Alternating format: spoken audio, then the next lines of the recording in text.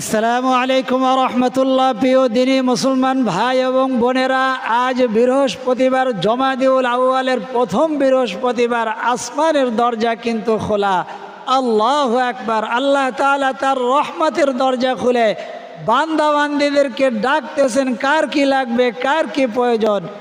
আজ বৃহস্পতিবার দিনে অথবা রাতে আল্লাহ তাআলার শেখানো কোরআনের একটি দোয়া, নবীজির হাদিসের শেখানো একটি দোয়া, কোরআন এবং হাদিসের ছোট্ট দুইটি দোয়া আমার সাথে জবানে জবানে যদি 11 বার পাঠ করতে পারেন, আল্লাহ রব্বুল আলামিন যদি আপনাকে সেই সৌভাগ্য দান করেন, আপনার কপাল খুলে যাবে, আপনার নসিব খুলে যাবে, আপনার তকদির খুলে যাবে। আল্লাহু আকবার। আল্লাহ তাআলা আপনার ঘরের মধ্যে সুখ শান্তির দ্বারা ঘরটাকে ভরপুর করে দিবেন। অর্থ সম্পদ দ্বারা আপনার ঘর সংসারকে আল্লাহ তাআলা পরিপূর্ণ করে দিবেন।